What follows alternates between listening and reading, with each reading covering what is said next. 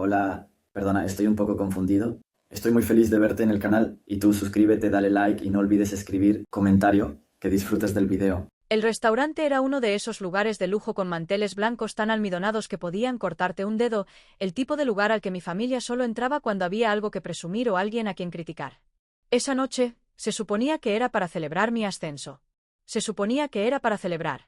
Mis padres habían planeado la cena, esforzándose por hacerla especial, aunque en el fondo sabía que estaban más nerviosos que orgullosos. Entendían cómo funcionaba mi familia. O mejor dicho, cómo funcionaba la tía Cheryl. Me habían advertido que me preparara. Y como siempre, tenían razón. Estábamos a mitad de los aperitivos cuando atacó. Debí haberlo previsto. La tía Cheryl siempre esperaba hasta que hubiera suficiente gente en la mesa, suficiente vino en su copa y el silencio justo para que su voz cortara como una cuchilla. Se recostó en su silla, haciendo girar sus chárdena como si fuera una reina vigilando una corte, y dijo en voz alta, demasiado alta, en realidad, como si quisiera asegurarse de que incluso la mesa de al lado la oyera, qué curioso que te eligieran para el puesto. Tu prima es claramente la más lista. Sentí un calor que me subía por la nuca antes de que las palabras terminaran de flotar en el aire. Por una fracción de segundo, toda la mesa quedó en silencio. Casi se podía oír el tintineo de los cubiertos al detenerse en el aire. Miré a Lana, mi prima, que lucía esa media sonrisa de suficiencia que siempre guardaba para momentos como este. No dijo nada, por supuesto, nunca tenía por qué hacerlo. La tía Cheryl hacía el trabajo sucio por ella, siempre lo había hecho.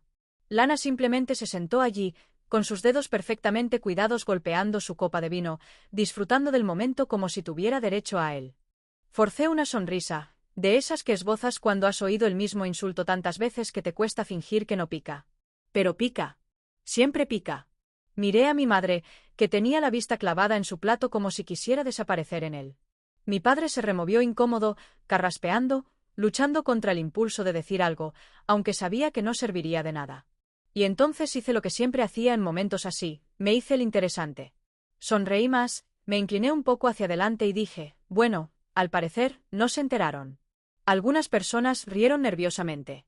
Mi tía arqueó una ceja, pero no le di tiempo a responder. Me volví hacia Lana y le pregunté cómo iba su nuevo puesto, fingiendo interés genuino, aunque ya lo sabía. Ay, lo sabía todo. Sabía que estaba pasando apuros. Sabía que estaba metida en un lío que la superaba. Y lo más importante, sabía que solo había conseguido el trabajo porque la recomendé. Pero ya hablaremos de eso. En ese momento, sin embargo, no pensaba en el futuro. Pensaba en cada cena como aquella en la que la tía Cheryl me había hecho sentir como un simple sustituto. Como si mis logros fueran pequeños pasatiempos. Como si Lana fuera el referente y yo el recordatorio de que no todos nacían para brillar. Recordé tener 10 años y volver a casa con un listón de la Feria de Ciencias, solo para oír a la tía Cheryl decir, bueno, no es un trofeo, ¿verdad? Recordé haber entrado en la universidad con una beca y oírla murmurar, en esa universidad aceptan a cualquiera hoy en día. Y recordé estar sentada en este mismo restaurante hace 4 años, viéndola brindar por el ascenso de Lana mientras fingía no darme cuenta de que me acababan de despedir. Pero esta vez era diferente. Porque esta vez, no me quedaba a mi sombra.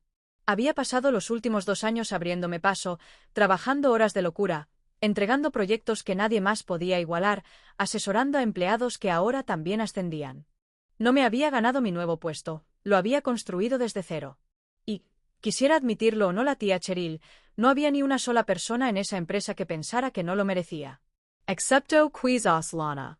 Pero, una vez más, ella no contaba. En realidad, no. Eché un vistazo a la entrada justo cuando se abrían las puertas del restaurante. El momento fue perfecto, casi cinematográfico. Mi director ejecutivo, el señor Dalton, entró y recorrió con la mirada el salón hasta que su mirada se posó en nuestra mesa. Sonrió al verme, abriéndose paso entre la multitud sin dudarlo. A la tía Cheryl se le quebró la voz a media frase, viéndolo acercarse con una mirada de cautelosa curiosidad. Al llegar a nuestra mesa, me extendió la mano y dijo alto y claro, felicidades de nuevo por el ascenso. Y gracias por recomendar a tu primo como asistente. Fue un gesto muy considerado. Se podría haber oído caer un alfiler. Le estreché la mano, sonreí y le respondí, por supuesto. Siempre intento apoyar a la familia. La expresión de la tía Cheryl cambió al instante, de una superioridad petulante a una confusión absoluta, y luego a algo indescriptible. Sorpresa, quizá. Vergüenza. Quizá incluso miedo. Su mirada iba de mí a Lana y viceversa, como si intentara reconstruir un rompecabezas que ya no tenía sentido. Lana estaba pálida, con la boca entreabierta, pero no le salían las palabras. Por primera vez en años, ninguna de las dos tenía nada que decir. Y ni siquiera había empezado todavía. Pero, ay, si supiera lo que viene después. Es extraño cómo ciertos momentos de tu vida nunca te abandonan del todo, incluso cuando has superado la casa, el pueblo y a todas las personas que creían definirte. No importa cuánto corras ni cuánto escales, algunas sombras se extienden tras de ti, negándose a soltarse.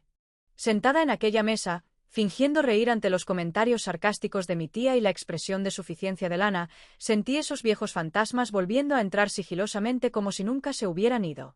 Esa misma opresión en el pecho, ese mismo dolor en la garganta, esa misma voz tranquila que susurraba: «No perteneces aquí». En realidad, no. Y es que pasé la mayor parte de mi infancia aprendiendo a respirar en ese tipo de silencio. Recuerdo tener unos 7 años, sentada a la mesa de los niños durante una de nuestras extensas cenas familiares de domingo, esas comidas largas y caóticas que la tía Cheryl orquestaba como una especie de ópera social. Los adultos siempre se sentaban en el comedor, riendo demasiado fuerte y bebiendo lo justo para olvidar lo mordaces que podían ser sus palabras. A los niños los empujaban a la cocina con sillas desparejadas y platos de plástico, pero incluso allí, la jerarquía mandaba. Lana, 2 años menor pero siempre tratada como la realeza, nunca perdía la oportunidad de recordarme quién importaba de verdad. Si traía un dibujo del que estaba orgullosa, el suyo era más detallado. Si contaba una historia, la suya era más imaginativa. Y si insinuaba que me sentía orgullosa de algo que había hecho, la tía Cheryl estaba allí para poner los ojos en blanco y recordarles a todos que algunos niños simplemente se esfuerzan demasiado por llamar la atención. Y no se detuvo en la infancia.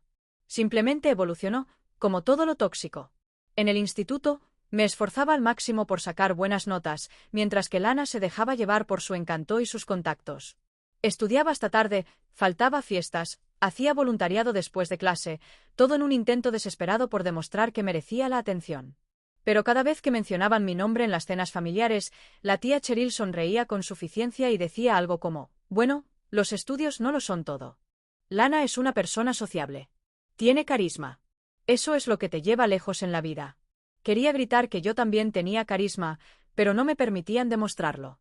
No en una casa donde cada esfuerzo mediocre de Lana era aplaudido con una ovación de pie, mientras que mis logros apenas recibían un asentimiento. Hubo un momento que todavía me duele más de lo que quiero admitir. En 3er año, acababa de ganar un concurso regional de ciencias, algo importante, de esos que vienen con una beca y un reportaje en las noticias locales. Llegué a cenar con una chispa en el pecho, pensando que tal vez esta vez, tal vez por fin, la tía Cheryl diría algo decente.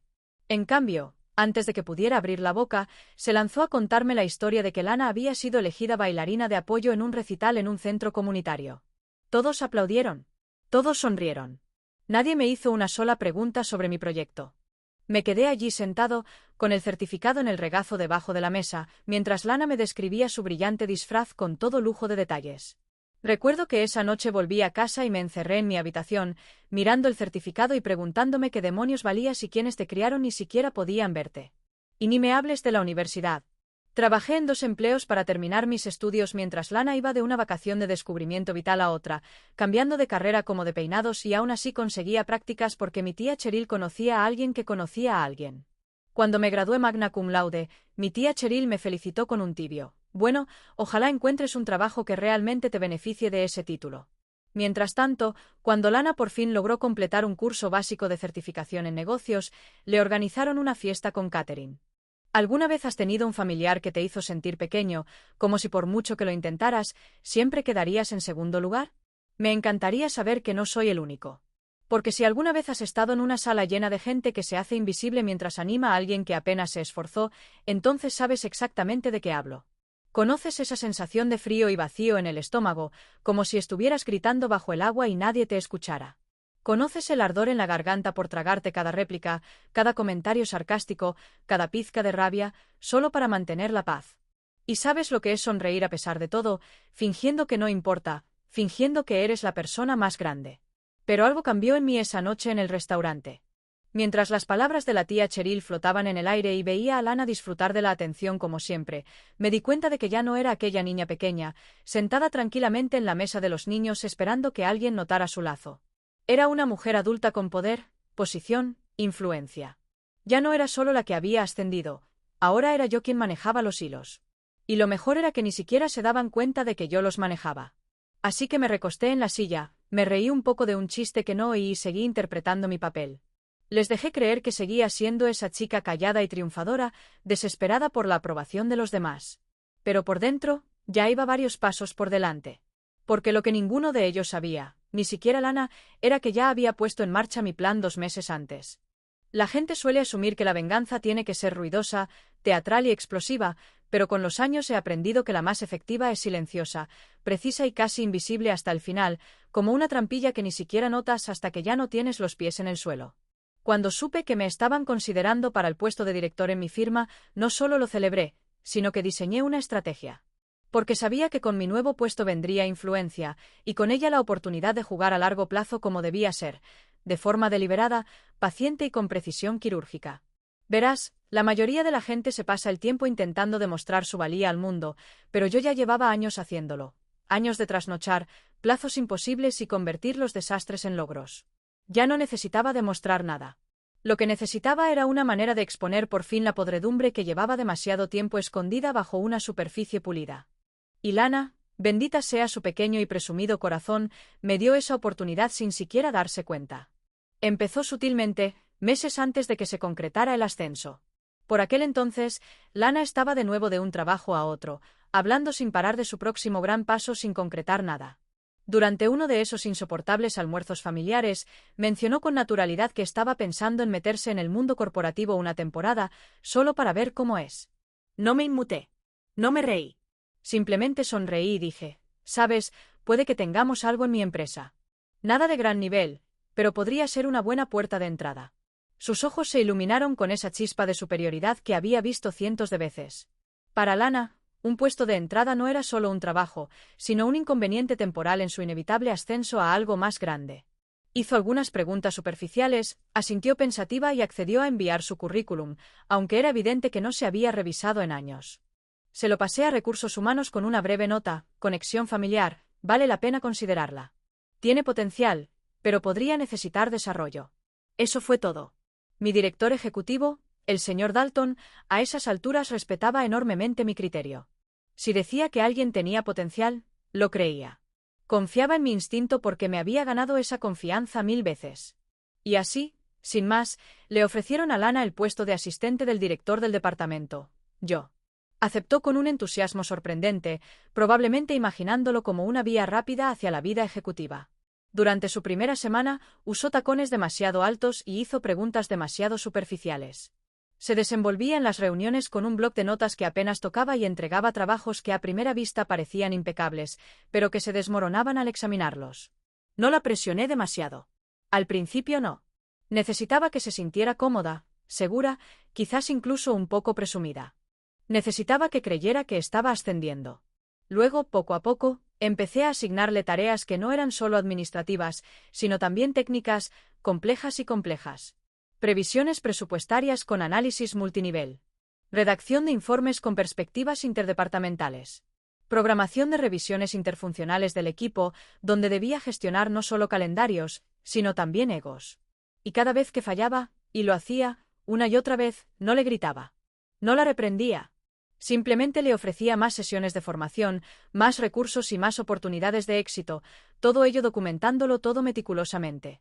Hay que reconocerle el mérito de intentar mantenerse al día. Pero el encanto tiene sus límites cuando se está en un mar de plazos y entregas. Con el tiempo, las grietas empezaron a aparecer. Olvidó introducir datos clave. Echó a perder la correspondencia con los proveedores. Incluso programó una reunión con un cliente durante un día festivo nacional. Cada error socavó la ilusión de competencia que tanto se esforzaba por mantener. El señor Dalton empezó a notarlo. No era el tipo de líder que microgestionaba, pero tampoco era ciego. Durante una reunión trimestral de revisión, se inclinó hacia mí y me preguntó en voz baja, ¿está bien gestionando? Parece que le cuesta seguir el ritmo. Asentí con la cabeza, con la suficiente preocupación como para dar a entender que aún tenía esperanza, pero también honestidad. Es brillante, dije en voz baja, pero creo que se está dando cuenta de que esto no es tan sencillo como parece en el papel. Y la verdad era que nunca lo fue. El trabajo de verdad requería mucha determinación, algo que Lana nunca se había visto obligada a desarrollar. Toda su vida, La gente la había apoyado, le había allanado el camino y le había puesto excusas por sus fracasos. Pero en mi departamento, bajo mi dirección, no había red de seguridad, solo resultados. Y a los resultados no les importaban los árboles genealógicos ni el favoritismo infantil. Aún así, no la presioné demasiado. Quería que su desmoronamiento fuera gradual, innegable y, sobre todo, autoinfligido. Cuanto más fracasaba, más evidente se hacía que no encajaba. Y cuanto más intentaba sobrecompensar, más evidentes se volvían sus limitaciones. Para cuando el señor Dalton empezó a hacer preguntas, ya tenía todos los correos electrónicos, todos los informes, todos los plazos incumplidos catalogados y organizados como un expediente. Pero el verdadero golpe estaba aún por llegar, y dolería. Hay una satisfacción particular en ver a una persona desmoronarse lentamente, sobre todo cuando se ha pasado la vida caminando como si el mundo le debiera un aplauso. Lana siempre había sido el tipo de mujer que llevaba su derecho como un abrigo de diseñador, a medida, segura de sí misma y con la suficiente fuerza para que todos lo notaran. Pero hay algo que el derecho jamás puede sustituir, y es la competencia. Y cuando el humo y los espejos empiezan a desvanecerse, lo que queda es la verdad, y la verdad, en el caso de Lana, no era especialmente impresionante. Empezó con pequeñas cosas, el tipo de errores que la mayoría de la gente podría pasar por alto al principio. Unos cuantos correos electrónicos atrasados. Una errata en el encabezado de un informe. Una actualización perdida en un calendario compartido. No dije mucho al principio, simplemente anoté cada uno en un archivo privado que guardaba en mi escritorio. No por venganza exactamente, al menos no al principio. Se trataba más de protegerme. Al fin y al cabo, ella trabajaba directamente bajo mis órdenes, y si las cosas salían mal, sería mi nombre el que estaría en juego, no el suyo. Pero en el fondo, también sabía que este archivo, esta lista creciente y detallada de sus errores, con el tiempo se convertiría en algo mucho más poderoso que un simple seguro. Luego, los errores se volvieron más difíciles de ignorar. Olvidó enviar la agenda a un cliente antes de una reunión importante, lo que dejó a todo nuestro equipo en apuros en el último minuto. Presentó un informe con cifras desactualizadas, lo que generó una confusión que repercutió en varios departamentos. Titubeó durante una presentación, perdiendo el hilo a mitad de camino, y luego intentó culpar a las diapositivas que yo había preparado, diapositivas que había revisado 2 veces antes de que comenzara la reunión. La vi tambalearse con esa expresión neutral que había perfeccionado durante años de ser subestimada, tranquila, serena y lo suficientemente distante como para evitar sospechas. Mientras tanto, la tía Cheryl no paraba de presumir en las reuniones familiares del futuro brillante de Lana y de que no tardaría en superar ese puesto de asistente y pasar a algo más grande. Sonreí cortésmente y no dije nada. Le di su oportunidad, porque sabía lo que se avecinaba. Y, Dios mío, iba a ser dulce. En el trabajo, empezaron a circular rumores. Al principio, nada evidente. Solo conversaciones discretas en la sala de descanso, algunas miradas de disgusto durante las reuniones, miradas fijas intercambiadas en las mesas de conferencias. La gente se daba cuenta, y no solo de los errores, sino también de cómo los gestionaba. Cómo mantenía la calma, cómo intervenía cuando era necesario, cómo limpiaba sutilmente sus desastres sin que se notara. El personal ya me respetaba, pero ahora me observaban de cerca, viendo el contraste entre mi disciplina y su descontrol, y ese contraste se hacía más evidente cada semana. Lana, siempre despistada, parecía creer que su carisma lo arreglaría todo. Intentaba sortear cualquier error con encanto, desviando preguntas con respuestas vagas y redirigiendo la conversación cada vez que alguien sacaba a relucir detalles que no podía explicar.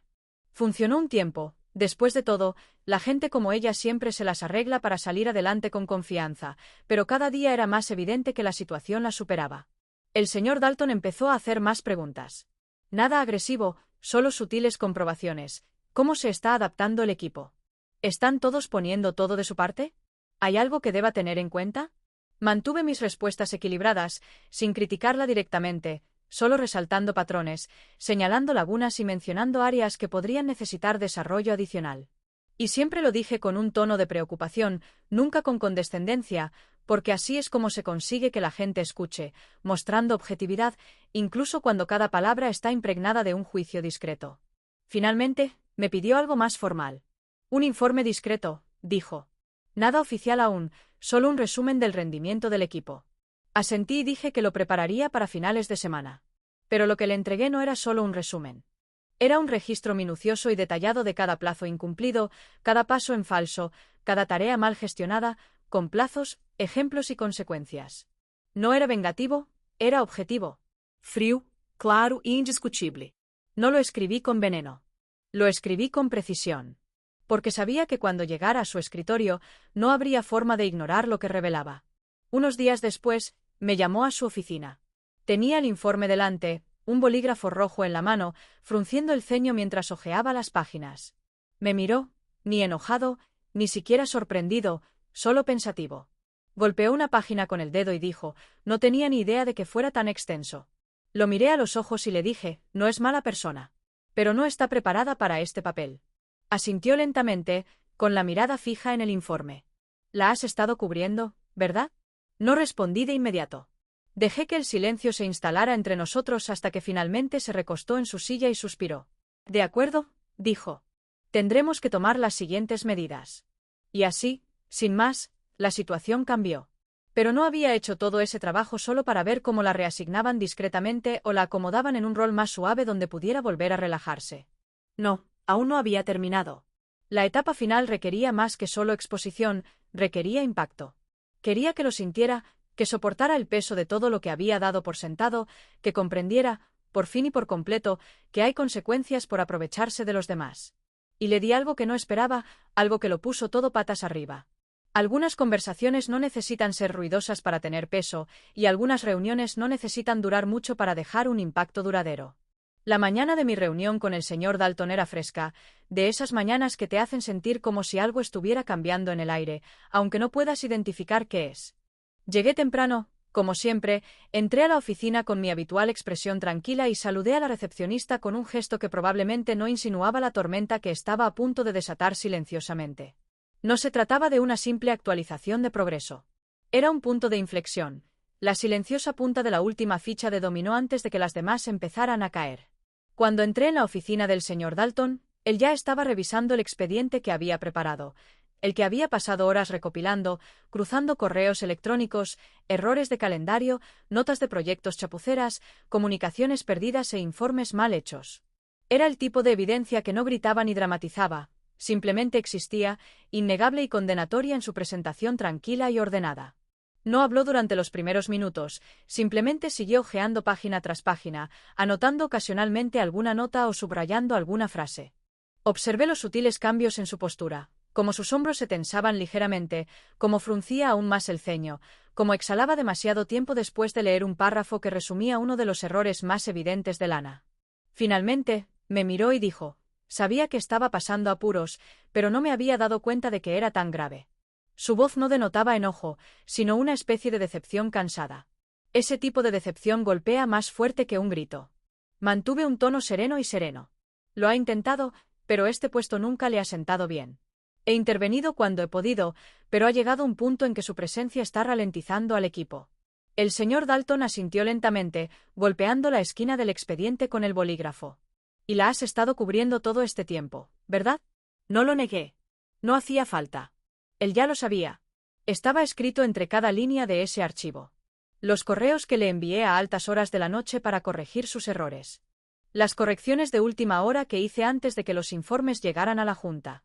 Las reuniones improvisadas que programé para arreglar los desastres que ella había causado. Todo estaba ahí, y él lo veía ahora, claro como el agua. Va a ser necesario hablar con ella, dijo, casi para sí mismo. Luego me miró de nuevo, esta vez más directamente. ¿Prefieres que me encargue yo o prefieres tener la conversación tú mismo? Esa pregunta me sorprendió, aunque no debería. Era una muestra de respeto, un sutil reconocimiento de que me había ganado el derecho a liderar, no solo a gestionar. Pero negué con la cabeza y dije, debería venir de ti. No se lo tomará en serio viniendo de mí. Pensará que es algo personal.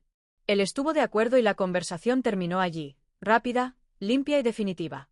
A la mañana siguiente llamaron a Lana a su oficina, y desde mi escritorio pude ver su rigidez al pasar, ese porte cuidadoso que siempre portaba como una armadura. Salió 20 minutos después con los ojos rojos y vidriosos, caminando más rápido de lo habitual, evitando las miradas de todos, agarrando su bolso con una fuerza que parecía que le iba a dejar moretones en los nudillos. No volvió a su escritorio ese día. Ni siquiera me dirigió la palabra. Y, sinceramente, no me lo esperaba. Más tarde esa semana, durante una reunión departamental, el señor Dalton se tomó un momento para reconocer mi liderazgo bajo presión, cómo había mantenido las operaciones a la perfección a pesar de los desafíos internos inesperados. El equipo aplaudió. Algunas personas sonrieron con esa complicidad que me indicó que entendían exactamente lo que había sucedido, aunque nadie se atreviera a decirlo en voz alta. Eso es lo bueno del poder silencioso, no necesita ser visto. Se refleja en cómo gestionas el caos, en cómo te mantienes firme cuando todo lo demás empieza a tambalearse. Esa noche, recibí una llamada de la tía Cheryl. Me quedé mirando la pantalla un momento antes de contestar, preparándome ya para el pánico estridente que sabía que me esperaba al otro lado. ¿Qué le pasa a Lana en tu trabajo?, preguntó, omitiendo cualquier saludo, con la voz entrecortada y nerviosa. Mantuve la voz tranquila, casi divertida. Ah. Creía que había dicho que todo iba genial. Hubo una pausa en la línea, lo justo para saborear la amargura de su silencio. No contesta mis llamadas. Llegó a casa llorando y no me dice nada. Dejé que ese silencio se alargara un poco más antes de responder. Quizás solo fue una semana difícil. Ya sabes cómo puede ser la vida corporativa. No todos se adaptan de la misma manera. Siguió otro silencio, este más denso, cargado de confusión y sospecha. ¿Pasó algo? Me reí suavemente, con esa risa que te hace dudar si te estás burlando o si simplemente te divierte su ignorancia. Estoy segura de que si hubiera pasado algo grave, te lo habría contado. Es tu estrella emergente, ¿recuerdas? Ella no respondió. Solo murmuró algo sobre que necesitaba ir al baño y colgó unos segundos después. Me quedé mirando el teléfono un rato después de eso, pensando en cuántas veces me había alejado de su crueldad con una sonrisa en la cara y una herida en el pecho. Pero esta vez no. Esta vez, la herida no era mía. Esta vez, no era yo quien se tragaba su orgullo ni ocultaba sus lágrimas. Y algo en ese cambio de equilibrio se sentía casi sagrado. Pero aún no había terminado. La escena final tenía que ser pública. Hay momentos en la vida en que el silencio pesa más que 1000 palabras a gritos, y esa noche, sentados a la pesada mesa de roble bajo las tenues lámparas de araña del restaurante, cada respiración se sentía envuelta en una densa tensión. Esa tensión que se pega a la piel, que hace que los tenedores se detengan a medio camino de la boca, que mantiene las miradas agudas y las palabras cautelosas. Todos aún estaban conmocionados por la repentina aparición del señor Dalton y la declaración cargada que había pronunciado con tanta precisión despreocupada, y aunque la conversación continuó en fragmentos corteses, era evidente que algo había cambiado en la atmósfera. Algo tácito se había colado en el centro de la mesa y se había instalado entre las copas de vino y las servilletas de lino como un invitado indeseable pero innegable. La tía Cheryl, a pesar de todos sus años de dominio pasivo-agresivo, estaba visiblemente conmocionada. Intentó recuperarse rápidamente, aclarándose la garganta, secándose la comisura de los labios con la servilleta y soltando una de esas risas forzadas y estridentes que la hacían parecer más una mujer que se había resbalado en el hielo que una que se lo estaba pasando bien. Se giró hacia Lana, murmurando algo que no pude captar, pero que no necesitaba oír para entender. Lana, en cambio, no dijo nada. Se quedó mirando fijamente su vaso de agua, con los labios apretados en una fina línea, y sus ojos de vez en cuando se dirigían hacia mí, como si intentara comprender cómo todo se le había ido de las manos. El señor Dalton permaneció en nuestra mesa unos minutos más, el tiempo justo para que su presencia fuera imposible de ignorar. Chocó suavemente la cuchara contra el vaso y pronunció un discurso breve pero memorable, de esos que suenan educados en la superficie, pero que tienen asperezas bajo la superficie. Solo quería tomarme un momento, comenzó, para reconocer el extraordinario liderazgo que hemos visto en esta mujer durante el último año. Su claridad, su serenidad bajo presión, su capacidad para guiar incluso a los empleados menos experimentados, y aquí hizo una breve pausa, la suficiente para que captara el significado antes de continuar, han sido invaluables para el éxito de nuestro equipo. La sala permaneció en silencio, pero no vacía. El silencio se llenó de comprensión. Sus palabras no habían sido accidentales, ni tampoco esa frase en particular. No miró directamente a Lana al decirlas, pero sus ojos la encontraron inmediatamente después, deteniéndose el tiempo justo para que ella sintiera el peso de todo lo que no había dicho en voz alta. Fue, quizás, la forma más refinada de humillación pública que jamás había presenciado, elegante, discreta y brutalmente efectiva. Levanté mi copa entonces, porque momentos como ese merecían ser destacados. Me puse de pie lentamente, dejando que el crujido de mi silla llamara la atención sin esfuerzo. Levanté mi copa lo suficiente para que reflejara la luz, sonreí lo suficientemente amplia para parecer cálida pero no indulgente, y dije con claridad: por el crecimiento, algunos nos elevamos y otros revelamos lo que hay debajo cuando la luz nos ilumina. Hubo un instante de silencio tras mis palabras, seguido de algunas risas vacilantes, y luego una oleada de risas más genuinas de quienes, para entonces, habían encajado todas las piezas del rompecabezas. La tía Cheryl intentó unirse a las risas, con la boca curvada en una extraña sonrisa que no le llegó a los ojos. Miró a su alrededor, buscando a alguien que imitara su intento de compostura, pero nadie le devolvió el gesto. Incluso los aduladores habituales de la familia parecieron alejarse de ella, repentinamente inseguros de con qué versión de la historia querían que se les asociara. Lana, mientras tanto, empujó su silla hacia atrás con demasiada fuerza y se levantó bruscamente. Murmuró algo sobre que necesitaba aire y desapareció hacia el baño, pero no regresó en el resto de la noche. Después del postre, la tía Cheryl hizo un último esfuerzo por recuperar la dignidad que había perdido tan espectacularmente. Se inclinó hacia mí y dijo, en voz apenas baja, fingiendo sinceridad, «Lo has hecho bien, querida». De verdad. No me molesté en responder.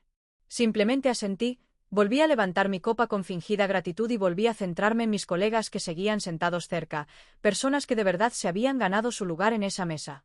Más tarde esa noche, mientras las luces del restaurante se atenuaban y los comensales salían al fresco aire vespertino, caminé hacia mi coche con una extraña mezcla de satisfacción y quietud. No la satisfacción de regodeo que da la venganza servida caliente, sino la satisfacción serena y digna que surge al ver cómo la verdad finalmente habla por sí sola sin necesidad de tu voz para transmitirla. No necesitaba gritar. No necesitaba señalar ni dar ultimátums. Simplemente expuse los hechos, dejé que los fracasos se desarrollaran con naturalidad y permití que el peso de la realidad hiciera lo que mis palabras nunca pudieron. La semana siguiente, Lana presentó su renuncia sin mucha fanfarria. Sin almuerzo de despedida, sin despedidas sinceras, ni siquiera una publicación en LinkedIn. Simplemente desapareció de la oficina como un hilo suelto que nadie se molestó en retomar. Nadie hizo preguntas. Nadie necesitaba hacerlo. Se sobreentendía. Había sido revelada como realmente era, y no había manera de reparar esa imagen una vez expuestas las grietas. En cuanto a la tía Cheryl, no la ha vuelto a mencionar. Ni una sola vez. Ni siquiera de pasada. Es como si la breve trayectoria de Lana en mi firma se hubiera borrado por completo de la historia familiar, reemplazada por pausas incómodas y cambios de tema cada vez que alguien se aventura demasiado al tema. Y lo he dejado así. Porque a veces la venganza no es ruidosa. A veces, simplemente se trata de dejar que la verdad se manifieste y ver quién se derrumba bajo ella. Nunca necesité ganar una guerra. Solo necesitaba que cayeran las máscaras. Y a veces, el silencio es el mejor discurso de victoria.